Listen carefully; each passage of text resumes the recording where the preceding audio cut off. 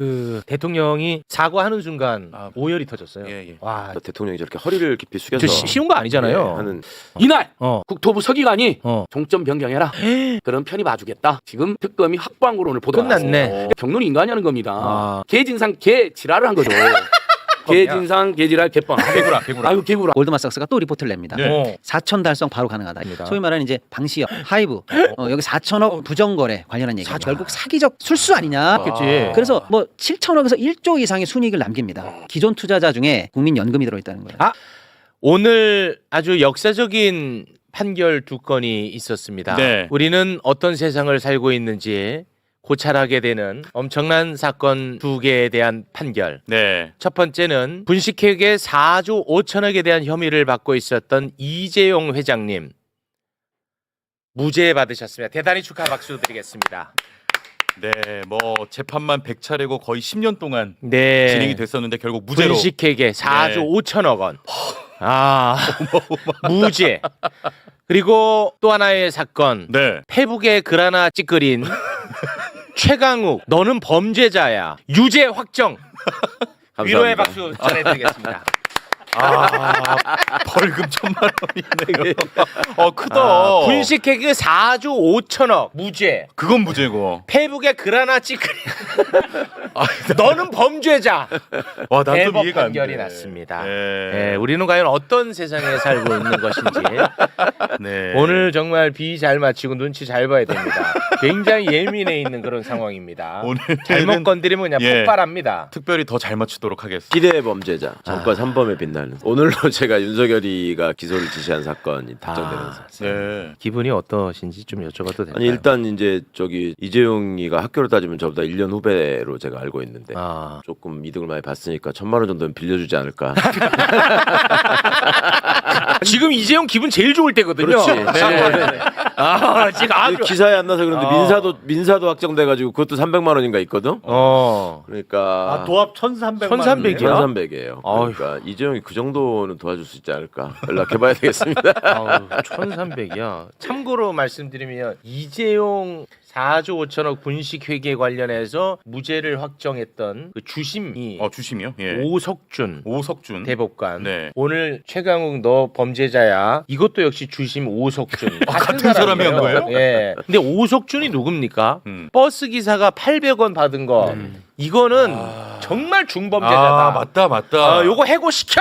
라고 하는 게 오석준이야. 네네네. 근데 4조 5천억은 아유 이렇게 깨끗한 사람 무죄지. 무죄 판결 오석준. 동일인입니다. 그 세 가지 판결이 다 동일인이에요. 윤석열이가 기소하라고 지시했다는 건 이미 알려져 있고 오석준이가 윤석열 술친구라는 사실도 알려져 있고. 아 그렇습니까? 이거 또 벌금 받는 거 아니야? 아니야, 그건 나왔던 얘기 청문회 나왔던 때도 얘기예요? 본인도 인정했고. 그렇습니까? 그러니까 뭐 어쩌겠습니까? 내야지. 버스 기사가 800원. 그것도 그때 다 말씀드렸잖아요. 예. 800원 횡령건이 어떻게 해서 생긴 건지 노조에 가입하자 그 회사가 네. 저 그 보복하느라고. 800원 횡령으로 이렇게 몰아버린 거야. 그렇죠. 그 다 얘기했잖아요. 네, 그 800원은 사람. 우리 사회에서 있어서는 안 된 중범죄자다 해서 해고 정당하다 오석준.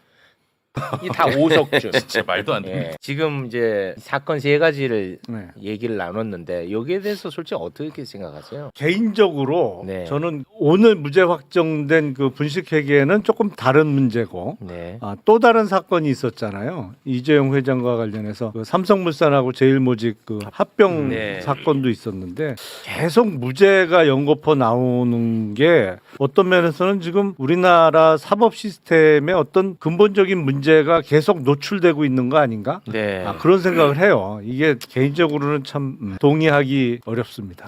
결과적으로 보면 가장 재벌 친화적인 국가기관이 지금 법원이에요. 그죠? 사실은 그렇죠. 양형하는 거 보면. 재벌 친화적이라는 표현은 너무 예뻐요. 그 표현이. 대한민국 이 경제 시스템에 대한 문제 아닙니까? 물론이죠. 이게 구조가 잘못됐다고 생각하는 사람들이 대부분인데 네. 우리 법원에서는 재벌을 어떻게든지 보호해주고 지켜줘야지만 경제가 굴러간다. 항상 그런 식의 논리를 구사하잖아요. 네. 그래서 사실은 지금 그 통과된 상법 개정안도 약간 걱정되는 측면이 있어요. 저게 실제로 효과를 발휘하려면 법원의 판결을 통해서 이게 그렇죠. 확인이 돼야 되거든요. 실현이 그렇죠.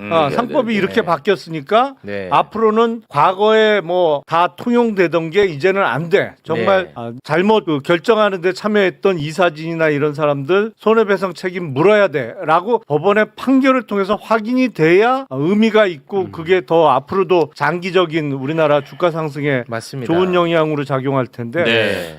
적용이 잘 될까? 또 그런 아니 사실은 걱정이 좀 돼요. 법 개정 자체가 법원 때문에 된 거잖아요. 네, 원래 맞습니다. 이사회 충실 의무는 당연히 그렇게 해석해야 되는데 그렇죠. 달리 해석하니까 지금 맞아요. 법으로 그럼 규제하자 이렇게 된 건데 네. 또 이걸 우회해서 어떻게 뭔 돌아가는 소리를 또 길을 할지 모르겠어. 찾아버리면 그러면 법 개정한 게 의미가 없거든요. 맞습니다. 예. 네. 아 지금 뭐 댓글에 출연료 올려주는 게 아이씨.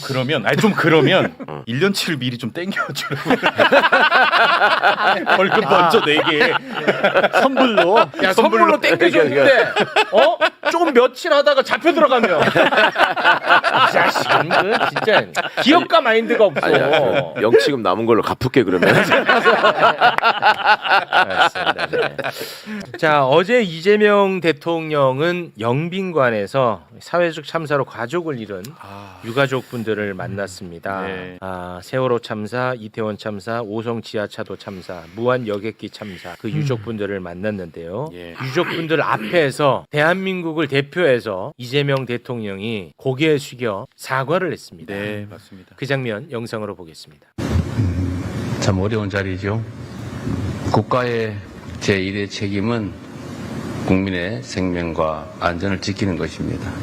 국정의 최고 책임자로서 국민들의 생명과 안전을 지켜야 될 정부의 책임을 다하지 못했던 점에 대해서 그리고 그로 인해서 많은 사람들이 유명을 달리한 점에 대해서 공식적으로 정부를 대표해서 사죄의 말씀을 드립니다.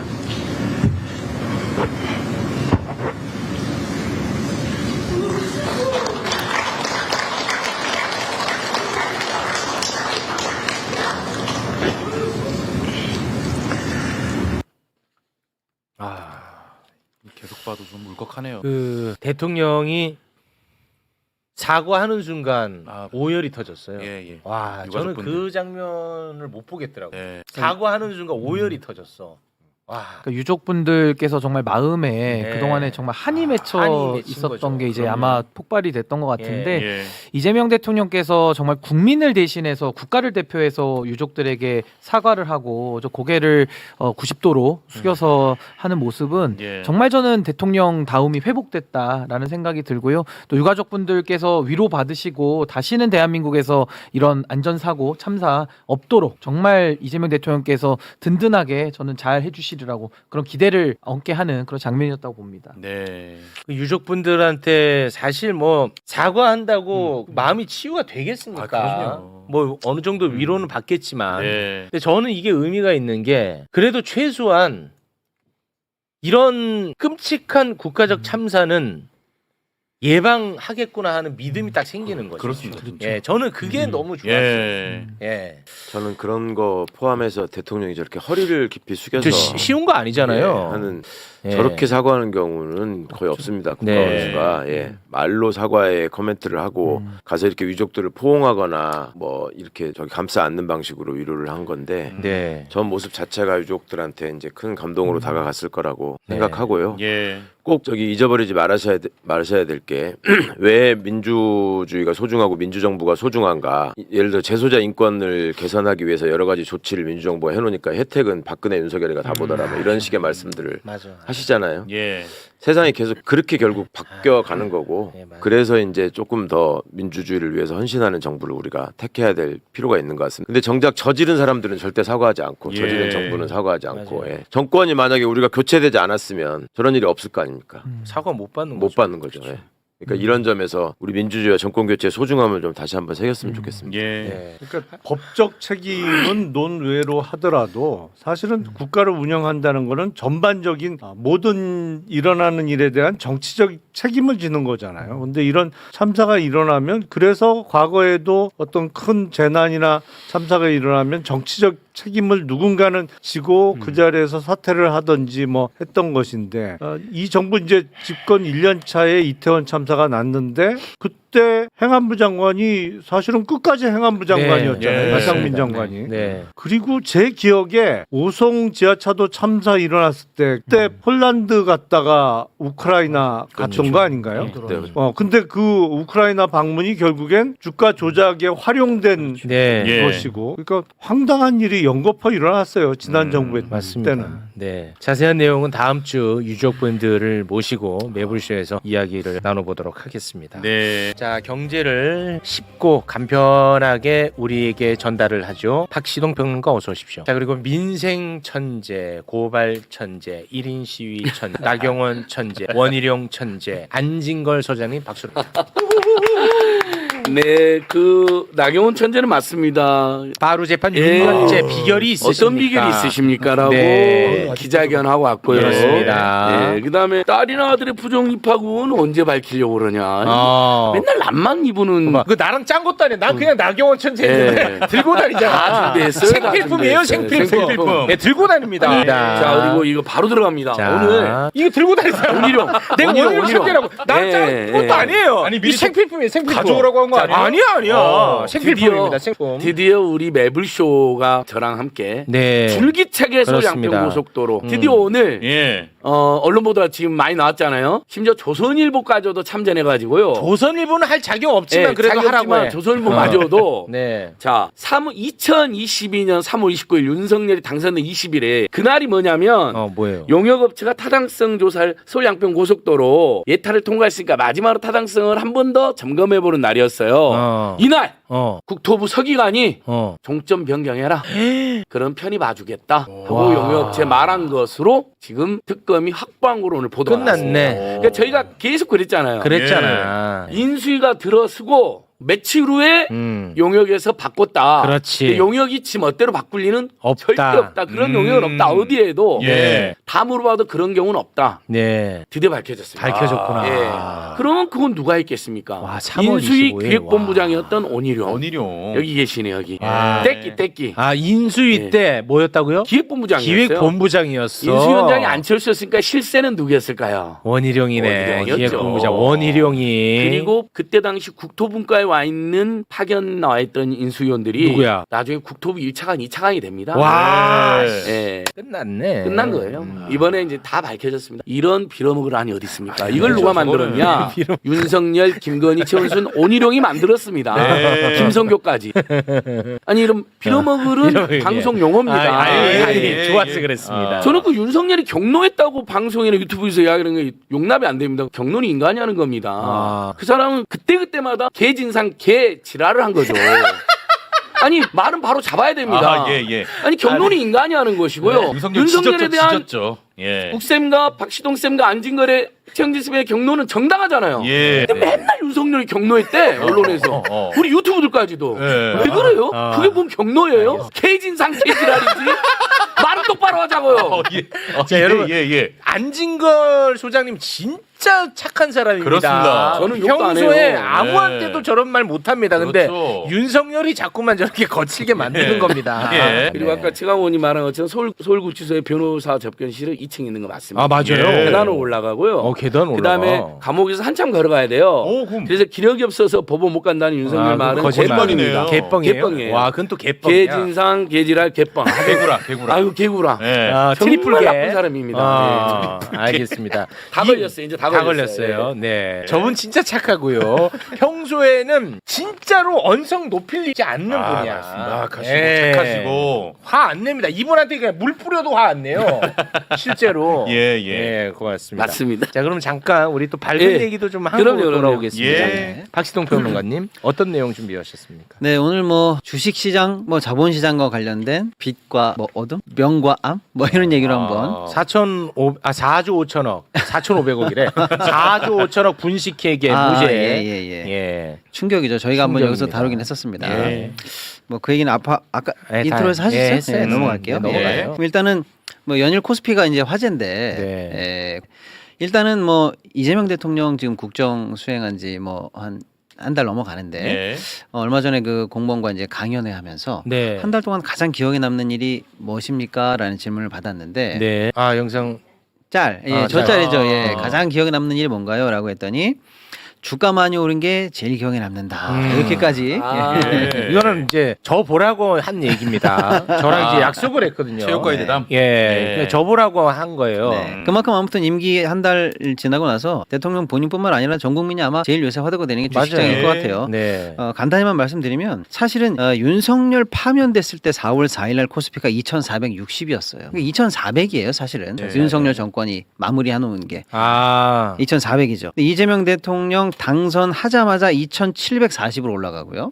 또 당선되고 또 2, 3주 만에 또 114%가 올라가지고 결국에는 3,200선까지 지금 쉬지 않고 달려왔습니다. 근데 이제 제가 이 말씀 기현상이야. 그렇죠. 근데 이제 이 말씀 드리려고 하는 이유가 뭐냐면 한 2,400, 300선에서 이렇게 한 3년 이상 갇혀 있다 보니까 사람들이 3,000 이렇게 도달할 때 현기증이 온 거예요. 무섭다. 아, 그럴 수 곧 있어. 떨어지는 거 아니야. 맞아, 예, 맞아. 예. 여기가 얼마나 높은 데인데 네. 이제 조정이야. 다 올랐어. 이렇게 맞아. 두려워했는데 예. 우리 시장에 소위 말하는 이제 PBR이 1이 안 된다. 순자산 가치 대비해서요. 시총이. 근데 이게 1만 돼도 3,000이다. 그러니까 3,000은 높은 게 아니고 그냥 기본값. 원래 출발했어야 되는 출발선이 거기였다. 아, 예. 출발선이 그렇지. 예. 근데 우리는 지금 출발선 저 한참 뒤에 있었던 게 이상한 거고 그렇습니다. 정상 위치로 오면 3,000 정도 되는 건 이상한 게 아니다라고 했는데 바로 3,000을 만들어냈단 말이에요. 제가 드리는 말씀은 이겁니다. 이제 3,000을 제가 설명해 드리는 게 3,000의 현기증 느끼실 필요 없다. 3,000은 원래 갔어야 될 출발선이다 말씀드렸죠. 1층이야. 예, 그럼 이제 앞으로 어떻게 갈 거냐라고 했을 때 이재명 예. 대통령 공약이 뭐였냐면 임기 5년에 5천 도달해 보겠다라는 큰 목표를 냈을 때 사람들이 공약까지는 아닙니다. 네네. 공약은 공약 아니고. 아니었어요? 네, 공약은 아니야. 네. 아, 그것도 공약은 좀 아니었다. 오해 없었으면 네, 좋겠습니다. 아무튼 그렇게 네. 희망을 했는데 네. 사람들이 5천 뭐 꿈 같은 숫자 아니야 이렇게 얘기했었어요. 근데 지금 그게 꿈이 아니란 얘기를 이제 합니다. JP 모건이 지난주에 리포트를 냈는데요. 예, JP 모건이 김종필이 하는 거예요? 아니, 모르는 거래. 아, 왜 이렇게 화를 내? 모르는 분 계실 수 있잖아. 왜 이렇게 화를 내요? 아, 이런 거에 터지면 안 됩니다. JP 모건이요. 네. 모를 수 있죠. 아유 화나네 갑자기. 예, 종필 모건, JP 모건이 리포트를 잘하지 냈는데 마세요. 이제 우리는 임기 5년 내 5천을 꿈꿔보겠다 이런 얘기를 했어요 대통령이. 근데 그게 아니라 2년에 한국 5천 가능하다. 야. 2년 내에 2년에 5천 가능하다고 얘기했어요? 2년 예, 내에? 예. 와. 지금 우리가 뭐 성장률이 좋아서 수출이 잘 돼서 그래서 5천 간다는 게 아니고 지금 한국 정부가 하려고 하는 시장 개혁 조치들, 기업 지배구조 개선 예. 이것만 돼도 그냥 5천 간다는 거예요. 와. 그리고 어려운 과제가 아닌데도 그냥 5천 간다. 예, 근데 2년으로 제시했다는 게 중요해요. 그리고 한술 더 뜹니다. 법안도 통과돼야 되고 여러 가지 개혁이라는 게 항상 저항을 좀 부딪힐 거 아닙니까? 그럴 때마다 조금씩 조정이 나오거나 쉴 수 있잖아요. 그때마다 추가 매수해라. 그때가 저점이 아니다. 그땐 추가 매수해라. 이렇게 아예 못을 박아버립니다. 와, 미쳤네. 이게 제가 이제 JP 모건 얘기를 소개하자마자 뒤질세라 바로 다음 날 맥쿼리하고 골드만삭스가 또 리포트를 냅니다. 네. 여기는 뭐라 그러냐? 4천 달성 바로 가능하다. 이렇게 리포트를 내요. 와. 근데 리포트 제목이 뭐냐? 한국을 놓치지 마라. 와. 그리고 4천 도달 가능하다 이렇게 얘기하는데 이번에 나오는 한국에서의 이벤트는 단기 일회성 이벤트가 아니다. 이건 10년 이상 갈 구조적 변화다. 지금 변화. 한국을 놓치지 마라. 그렇지. 이렇게 얘기합니다. 예. 그러면서 여긴 또 한술 더 떠요. 뭐라고 그러냐면 4천이 도달한다 치자. 그래도 4천이 끝이 아니라 거기부터 시작이다. 이렇게 얘기를 해요. 아 거기서부터 시작이다. 네. 그러니까 제가 드리는 말씀은 뭐 얘네들 리포트가 맞다 틀리다 또는 뭐 재반박을 해보자 뭐 이런 얘기가 아니에요. 뭐냐면 우리가 지금 우리 시장에 대해서 너무 과소평가돼 있는 게 오래돼서 트라우마가 또 너무 많아서 맞아. 트라우마가 너무 많아. 올라가려 그러면 뒤통수 맞고 그럴 수 올라가려 있겠다. 그러면 계엄 터지고 이래가지고 예. LG화! 야, 건들지 마. 그거 뭐 미래 산업이라고 해갖고 그렇게 사라고 해서 샀어. 그랬죠. 그래 좋았어. 예. 미래 산업만 떼가냐? 씨. 그렇죠. 그런 식으로 늘 우리가 당해왔어요. 일부는 그래서 최강, 트라우마가- 일부 체육 때문에 예. 트라우마가 아주 뼈에 사무쳤어요. 예. 우리가. 그래서 3천 얘기하니까 쫄았단 말이에요. 그렇게 높은 수치를. 근데 3천이 겨우 도달했는데도 아직도 미치 못하고 곧 조정될 거다 두려워하면서 4천은 무슨 이렇게 사실 여기는 마음이 있는데 네. 지금 우리가 하고 있는 거에 대해서 우리가 스스로 확신을 가지는 뜻이에요. 제 말씀은. 아. 한국이 하려고 하는 야 니네들 봐봐. 니네들 세상에서 모든 그 스펙트럼이 있는 제조업이나 산업들 다 할 수 있는 나라가 이 세상에는 한국밖에 없어 사실은. 아. 다 되잖아. 기술 좋잖아. 다 좋잖아. 대한민국 공산 좋고 최고야. 다 좋아. 그러니까 애전력이 올라갔어야 되는데 니네 왜 안 되는 건지 알아? 니네들만의 그 특유하게 한국 시장을 누르는 코리아 디스카운트 그것 때문이야. 아유, 씨. 그거 바꾸고 제대로 평가받잖아. 4천 5천 우스워라고 외국에 있는 기관들이 확인해 주잖아요. 아니 근데 이번에 그 JP 모건이 또 행여나 그 4조 5천억 분식회계 그 무죄 판결 난 거 알까봐네 조마조마하네. 그렇죠. 그러면은 어우 내 말실수했어요. 바로 그러는 거 그겁니다. 아니야? 이제 그 얘기를 하려고 그러는 거예요. 방금 우리 최호 앵커님 말씀하신 것처럼 이제 삼성 얘기는 그나마 지나간 얘기니까 또 그거는 했으니까 넘어갈게요. 했고. 네네네. 근데 이런 식으로 한국 시장이 뒤로 가는 거 아니야라고 늘 우리가 조심해야 되는데 네. 그런 류의 현상이 일어났기 때문에 지금 하나하나 이슈를 제가 한번 해설해 드리려고 네 좋습니다, 합니다. 좋습니다. 소위 말하는 이제 방시혁, 하이브 여기 4천억 손 부정거래 관련한 얘기입니다. 4천억이요? 예, 지금 또 이게 굉장히 화제가 되고 있는 내용인데요. 네. 요거 짧게 한번 제가 해설해 드리겠습니다. 하이브가 상장한 게 2020년 10월이에요. 기억나요? 2020년 10월입니다. 네. 자, 그로부터 1년 전으로 올라가 볼게요. 1년 전. 2019년 9월하고 10월 언저리입니다. 그때는 비상장이란 말이에요. 근데 이제 하이브가 이제 비상장으로 막 헤매고 있을 때 힘들 때 투자해줬던 초기 투자자들이 있을 거 아닙니까? 그렇죠. 그분들 덕에 오늘의 하이브가 사실은 있다고 해도 맞아요. 과언이 아니에요. 기틀을 예. 다진 거고 BTS 만들어낸 거 아, 아닙니까? 그럼요. 예. 근데 그분들은 왜 투자했을까요? 방시혁의 비전과 뭐 방탄소년단의 비전 이런 거 당연히 믿었겠죠. 네. 그런데 그건 믿은 건 믿은 거고 그분들은 어떻게 엑시트해요? 나중에 이 투자금을 어떻게 뽑아내냐고요. 결국에는 상장할 되면. 거다라는 믿음도 있었을 거 아닙니까? 그럼요. 그래서 물어봐요. 네. 야 우리가 투자한 지도 오래됐는데 방시혁 의장 상장 언제 할 거야? 상장 검토 가능해? 라고 하니까 그때 방시혁 의장이 이 투자자들에게 이렇게 얘기합니다. 여차저차 검토해보니 상장이 어려울 것 같습니다. 이렇게 딱 얘기를 해줍니다. 예. 그러니까 그렇게 투자했던 분들 입장에서는 뭐예요? 청천벽력이에요. 그렇지. 우리 어떻게 엑시트하냐? 어. 비상장은 투자금 뽑아내기가 어려워요. 그렇게 해서 굉장히 고민이 많았을 거 아니에요.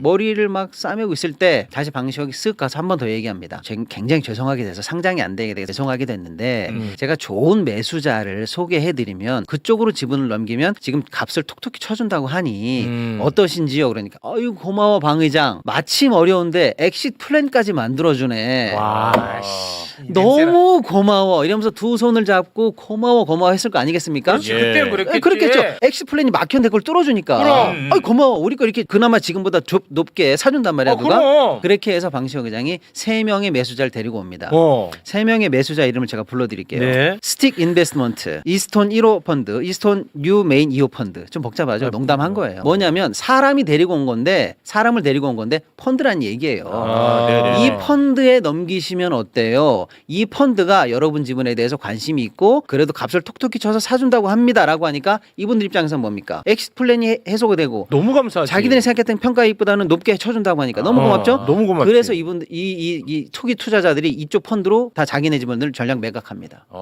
아니 근데 매각해요. 만약에 상장 계획이 있는 상황에서 이런 식으로 했다면 이거는 사기에 가까운데. 이제 그 얘기 넘어갑니다. 와 그래- 이거 미친다. 아니 그리고- 상장될 계획을 알았으면 아예 거기로 안 넘겨. 야, 그렇죠. 일 커져. 예. 넌 나가 있어. 다칠 수 있어. 네, 가만히 어. 자 이제 핵심은 뭐냐? 예. 이게 선의로 상장 계획 없는데 이 펀드가 또 다른 장기 비전을 가지고 이 사람들 걸 지분을 사준 것이냐? 아니면 상장될 걸 알고 어. 기존 투자자에게는 속이고 오히려 더 싸게 후려쳐서 이 지분을 매입한 거냐? 이게 사기냐 아니냐가 굉장히 중요한 거 아니겠어요? 그렇죠. 그렇습니다. 예. 근데 제가 방금 투자자에게 상장 계획이 없다고 말한 게 2019년 9월하고 10월이에요. 그런데 하이브 측에서 2019년 11월에 지정 감사인 계약을 체결합니다. 이게 뭐냐면요. 앞으로 상장을 하려면요. 법적 절차예요. 무조건 지정 감사인을 선임해야 돼요. 아. 이 마음대로 회계장부가 좋다라고 뻥쳐가지고 상장하면 투자자 속이는 거 아니야. 그러니까 상장하려고 그러면 네가 감사 선임하지 마. 우리한테 신청해. 그럼 거래소가 내가 딱 지정한다. 너 이 사람한테 감사받아. 이래서 지정 감사인이에요. 그럼 그 사람이 딱 들어가서 외부 사람이 들어가서 아, 이 회사 감사해보니까 이렇습니다. 라고 하는 게 지정 감사인이에요. 와. 이 제도가 이해가 되시죠? 그러니까 2019년 11월에 지정 감사인이 지정이 돼서 계약이 돼요. 그럼 뭡- 2개월 만에. 네, 그럼 야. 뭡니까? 지정 감사인을 계약할 정도면 그 이전에 신청했다는 거고 그 이전에 신청을 해야 된다는 건 뭐예요? 상장에 대한 생각을 했기 때문에 이 절차를 밟았을 거 아니냐라고 한다면 투자자에게 상장 계획이 없다고 말하고 싸게 매각하도록 만든 게 와. 결국 사기적 술수 아니냐 이렇게 보는 겁니다. 와. 자 여기서 한술 더 들어갑니다. 예. 그래서 결국에 투자자들은 몰랐겠죠. 진짜 선의로 매각하고 뒤도 안 돌아봤는데 알고 봤더니 1년이 지났는데 상장이 됐네. 어. 상장이 됐어요. 되고 나서 어떤 일이 벌어지느냐. 상장하고 나서 바로 시장이 환호해가지고 35만 원까지 따상까지 합니다. 따상을 딱 해서 35만 원까지 찍어버려요. 공모가 막 2배 쳐버립니다. 어떻게 그 판 사람들? 그런데 상장하자마자 첫날부터 아까 그 3명의 펀드 있죠.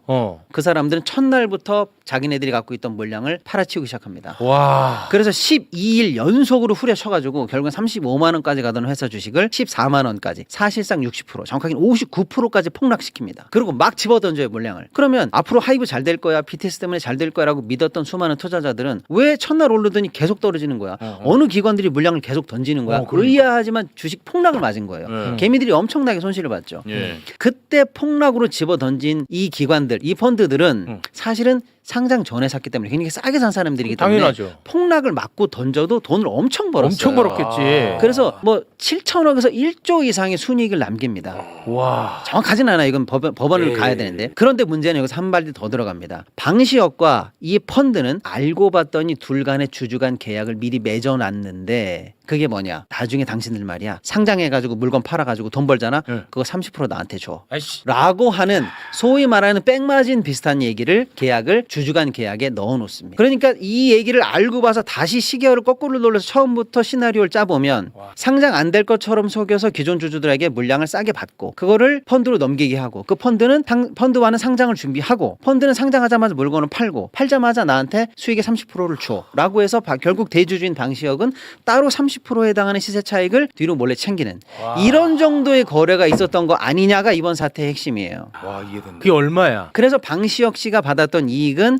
지금 현재 34천억인데 세금 떼고 받아서 실제로 2천억 선이 아니냐라고 해서 적어도 2천억 이상의 차익을 방시혁 씨가 챙긴 거 아니냐라는 게 이번 사태의 핵심입니다. 자 이제 조금 더 깊이 들어가 볼게요. 최근에 나 방시혁 닮았다고 해서 기분 좋아했었는데 방시혁 닮았다고 하는 새끼들 기다려라. 네. 그래서 이제 방시혁 씨가 받는 혐의는 자본시장법 178조 위반의 부정거래 행위 혐의를 받고 있는데 이건 법 얘기니까 조금 어려우니까 넘어가고요. 네. 두 가지 문제가 있어요. 하나는 기존 투주주들에게 했던 배신행입니다. 배신행위죠. 이거는 만약에 상장할 거라고 생각했다라면은 이 사람들에게 사기적으로 정보를 제공한 사기죠. 거예요. 그리고 사실상 주주를 속인 거기 때문에 네. 기존 주주 입장에서는 상장을 통한 주식 수익 창출 기회를 박탈당한 거나 마찬가지예요. 그럼요. 억울하겠죠. 보도에 나오는 바에 따르면 이때 추가 수익을 포기해야만 했던 기존 투자자 중에 국민연금이 들어있다는 거예요. 와, 이건 나라를 상대로. 바로 그겁니다. 그래서 만약에 국민연금이 추가 수익 기회를 만약에 박탈당했다면 예를 들어서 그래서 어쨌거나 방시혁 씨가 2천억이든 4천억이든 추가 이익을 벌었지 않습니까? 어쩌면 메이비 그 돈은 국민들의 돈이었어야 할 수도 있다는 거예요. 이래서 문제가 이게 공익적 성격을 띠고 있을 수 있다는 얘기입니다. 이거 확인돼야 되는 상황입니다. 보도는 나온 얘기입니다. 네. 자, 이게 이제 앞단의 기존 주주들에 관해서 벌어진 문제고요. 뒷단의 펀드 얘기를 해볼게요. 올리자마자 대주주가 물건 팔고 도망가고 이때다라고 하고 주식 팔고 도망가면 그거 믿고 투자한 사람들은 뭐가 됩니까? 그럼요. 엉망이 되죠. 예. 그래서 대주주라든지 주요 임원들은 상장이 되고 나서도 해당하는 보유 지분에 대해서 팔지 못합니다. 특정 기간 동안 못 팔아요. 기간 동안 뭐. 이걸 보호 예수라고 합니다. 보호 예수. 그러면 예를 들어 방시혁 씨 같은 경우에도 내가 만약에 하이브를 믿어주세요라고 상장을 했어요. 그러면 자기 지분은 못 팔아요. 특정 기간 동안. 그렇지. 책임 있게 경영하라 이 뜻입니다. 그렇지. 그런데 지금 어떻게 했어요? 펀드를 통해서 지분을 팔고 사익을 먹었죠. 우회로. 보호 예수 위반을 우회하면서 탈법 행위를 그러네. 벌인 꼼수란 얘기예요. 야, 진짜. 네, 요게 아주 부도덕한 측면이다라는 겁니다. 머리 잘 돌아간다. 그래서 정확하게 어저께 된 처분은 뭐냐면 이런 문제에 대해서 처벌을 하는 제재를 하는 기관이 우리나라 증선위입니다. 증권선물위원회 증선위인데 어저께 증선위에서 뭘 의결했냐면 검찰 고발을 의결했어요. 이거는 이 건에 대해서 제재 차원에서 가장 큰 센 제재예요. 이 서류를 통째로 이제 싸들고 증선위 의원까지 합쳐서 검찰로 가는 거예요. 야, 검찰 이거 받아라. 이거 법원으로 보내야 된다. 형사처벌 해야 된다라는 의결이에요. 잘했다. 제일 큰 의결이 어제 의결된 거예요. 잘했어, 증선이. 그럼 앞으로 어떻게 될 거냐? 어떻게 돼? 이제 법원으로 가야 되겠죠. 근데 검찰이 이제 방시혁 씨 부르고 조사하고 뭐 해서 재판을 넘겨서 최종적으로 형사벌까지 가야 되는 게 정상인데 우리가 걱정하는 건 뭐냐? 오늘 이재용 풀려나는 거 보셨죠? 이제 앞으로 우리가 이 문제를 우리 법원에서 우리 사법 절차 내에서 어떻게 하느냐가 이게 진짜 중요하다는 거예요. 이거는 방시혁 혼자만의 문제가 아니라 대한민국 주식시장 전체에 대한 문제입니다. 맞습니다. 그것도 이제 이재명 정부 출범하고 나서 주식시장 무리장 교란행위 이런 거 패가망신시키고 패가망신하게 공복이 안 그리고 들어갔어요. 한 번 걸리면 아웃이야. 원 스트라이크 아웃이다 이렇게 네, 얘기했잖아요. 그렇습니다. 근데 시장에서는 이게 이재명 표 1호 어떤 보여줘야 케이스가 돼. 되느냐라고 보여줘야 돼. 기대하는데 보여줘야 돼. 조금 아쉬운 게 뭐냐면 뭐야? 이 사건이 벌어진 게 2020년 무렵이잖아요. 예. 지금 그래서 거래소나 이런 쪽이나 감독위원회에서도 원스트라이크 아웃 관련한 제도를 위반하겠다고 한 거예요. 한 번 걸리면 계좌 동결, 그다음에 실명 공개, 그다음에 선임 임원이라든지 이런데 선임도 안 되게 이런 식의 주식 거래도 안 되게 아예 아웃시키겠다는 걸 현재 이제 발표를 했는데 소급이 되냐? 이게 소급이 안 될 가능성이 있어서 예전- 한번 지켜보시죠. 예. 어쨌거나 이 문제를 앞으로 우리가 처리하느냐가 네. 아까 우리 최고 앵커님 말씀처럼 JP 모건 형님이라든지 골드만 sak스 동생 같은 애들이 보고 한국을 있잖아. 바라볼 때 보고 있어 이거. 지난 뭐 도이치모터스 김건희 문제라든지 삼부토건 문제 당연히 칼같이 해결해야 되지만 그렇습니다. 이런 문제도 앞으로 한국에서 어떻게 해결하느냐 또는 계속 발발할 것이냐 네. 중요한 보고 있다니까. 척도입니다. 그래서 제가 주식시장 4천 5천도 먼 미래가 아닙니다. 우리에게 밝은 미래가 있습니다. 라고 무지갯빛 제가 명을 얘기했고 예. 그럼에도 불구하고 우리는 이런 현실 속에서 오늘 살고 있는 거예요. 근데 이 건이 그래서 그래서 실제로 명과 암이 같이 있다는 얘기입니다. 고발이 됐어요 검찰에다가. 아니 이제 어제 증선이가 의결했기 때문에 의결했어. 법적으로 무조건 검찰 고발 조치로 넘어갑니다. 넘어가. 이제 검찰이 이제 이걸 받아들고 그거 어떻게 배당할지가 앞으로 어떻게 나오겠군요. 배당해서 어떻게 처리할지가 이제 남은 거죠. 더 이상은 이런 기득권과 재벌과 이 기업 총수들의 이런 정말로 잘못된 부정거래들이 법 앞에서 정말 철퇴를 맞고 예. 지금 막 시장 좋아지려고 하고 한국 시장 좋아지려고 하고 코리아 디스카운트 벗으려고 맞아, 한다는 맞아. 우리 기대가 있잖아요. 그렇습니다. 이런 거에 찬물을 끼얹지 않고 우리 시장이 네. 더 선진화되고 투명화되는데 오히려 이런 사태가 그쪽으로 잘 해결되는데 기폭제가 됐으면 하는 생각입니다. 네. 아니, 주가로 장난친 사람 천벌 내린 문화를 만들어야 됩니다. 엄청나게 큰 네. 범죄입니다. 수천만 명의 피눈물을 나게 하는 예. 거거든요. 그 여기 봉지욱 기자님이 나오셔가지고 이제 갑자기 네. 어느 날 보니까 최욱 앵커님한테 형님이라고 그러더라고요. 그렇죠. 네네. 지우기가 좀 귀엽습니다. 네, 저도 뭐 언제든지 형님이라고 부를 수가 있습니다. 네, 무슨 말이에요? 네, 똑같은 대우를 좀 해주시면 감사하겠습니다. 왜 유튜브 합니까? 그렇죠, 네, 거기까지입니다. TV 때문에 20만 넘었더군요. 그러니까 아니, 안진걸 힘든 거죠. TV 또 제가 하고 있는 유튜브, 여기서 경제 얘기 많이 하고 있습니다. 시동이도 유튜브 하니? 그랬어. 시동이키. 시동 위키. 네, 위키. 만들어 주신다면 시동 위키. 최욱 형님으로 모시고 알겠습니다. 하겠습니다. 안진걸 TV 23만인데 30만 만들어 주시면 아버지를 모시겠습니다. 아버지까지. 뭐 동생하고 뭐 자녀까지 생기네. 우리 아빠. 30만. 네, 네. 이발도 있는데 귀여워 보이려고. 좋습니다. 네. 자, 그럼 두 분과는 여기서 인사를 나누겠습니다. 함께 해주신 두 분. 네. 대단히 고맙습니다. 대단히 감사합니다. 감사합니다.